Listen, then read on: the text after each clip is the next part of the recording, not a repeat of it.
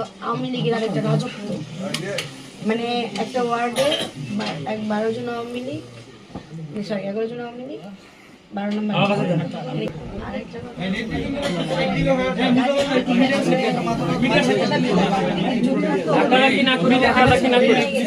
কথা বলেন না।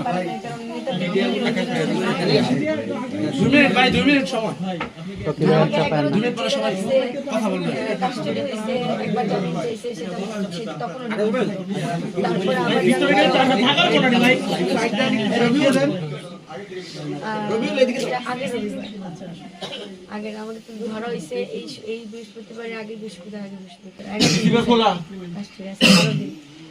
আর ওইখানে ভাইয়া কারারক্ষীদের সিস্টেমে ভালো না, তারপর আসামিরা অনেক টর্চার করে, কিন্তু আওয়ামী লীগের আরেকটা রাজত্ব, মানে একটা ওয়ার্ডে 12 জন আওয়ামী লীগ, সরি 11 জন আওয়ামী লীগ, 12 নম্বর কি পরিমাণ টর্চার হয়েছে আমার পিঠ, আমার মা তো আমি মানে আদালতের ভিডিওগুলো যদি মানে যারা ছিল তারা তো দেখছে আমি কোর্টে কাটতেছিলাম, মানে আমার শুনানি হওয়ার আগে মানে আমার শুরু অনেক খারাপ।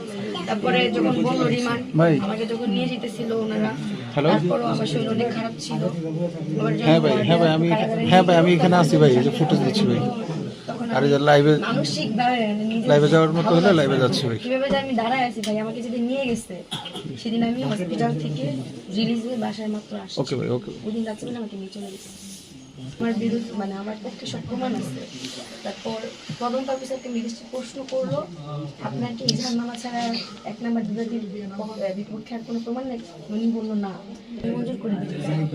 তারপরে ভাইয়ারা ছিল, ওনারা যেমনি হোক আমাকে বের করছিলেন, আমি মনে করছিলাম আমার জামিন হবে না, পরীক্ষা হচ্ছে।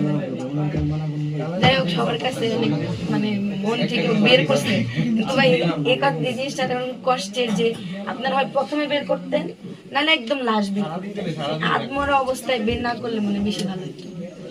এটা আর কি আপনাদের কাছে আমার কি বলবো যে আর্তনাদ বলতে পারি যে হয়তো বা প্রথমে যখন নিয়ে গেছে আমাকে কারাগারে 1-2 দিনে বের করতেন, হয়তো একবারে লাশ বের আত্মর অবস্থায় বের করা আমার কামতেছে আমি এখানে মানে কষ্ট করে বসে আসছি।